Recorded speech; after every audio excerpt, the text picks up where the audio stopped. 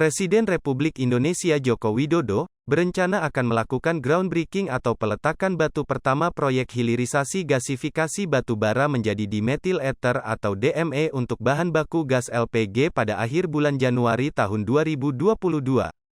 Hal itu terungkap dalam kegiatan virtual Zoom, yang dipimpin langsung oleh Menteri Investasi atau Kepala Badan Koordinasi Penanaman Modal Republik Indonesia, Bahlil Lahadalia dan dihadiri oleh Direktur Utama PT Bukit Asam Arsal Ismail, Direktur Utama PT Pertamina Nike Widiawati, Gubernur Sumsel Haji Herman Deru, penanggung jawab Bupati Muara Enim Haji Nasrun Umar dan pihak terkait lainnya.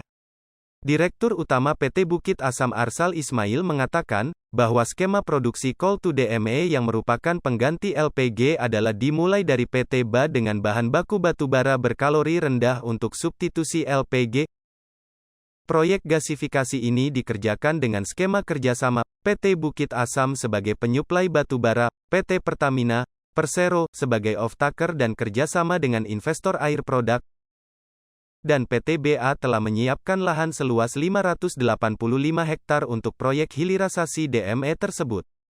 Untuk proses konstruksi akan dilakukan selama tahun 2022 sampai tahun 2025 yang akan menyerap tenaga kerja sebanyak 6.211 orang atau bahkan bisa menyerap tenaga kerja hingga 10.000 sehingga bisa turut mengatasi permasalahan tenaga kerja khususnya di Sumsel. Dan investasi proyek ini akan menelan dana sekitar 5,4 triliun rupiah. Gasifikasi batubara ini menurutnya merupakan langkah besar dalam pemenuhan energi nasional. Sementara, Gubernur Sumsel, Haji Herman Deru mengatakan bahwa saat ini kebutuhan LPG secara nasional sangat besar termasuk juga di Sumsel. Padahal Sumsel dikenal dengan daerah yang kaya akan migas, bahkan 48% batubara secara nasional ada di Sumsel. Namun anehnya masih sering terlihat masyarakat Sumsel harus mengantre membeli gas.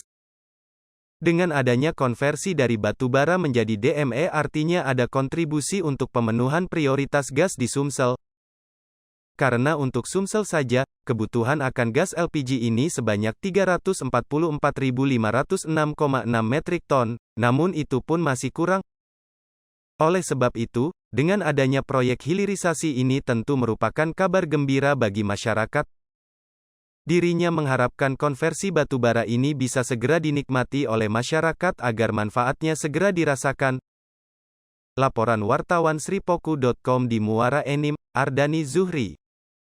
Hai pemirsa Sripoku TV, jangan lupa komen, like, dan subscribe, serta tonton terus berita-berita terupdate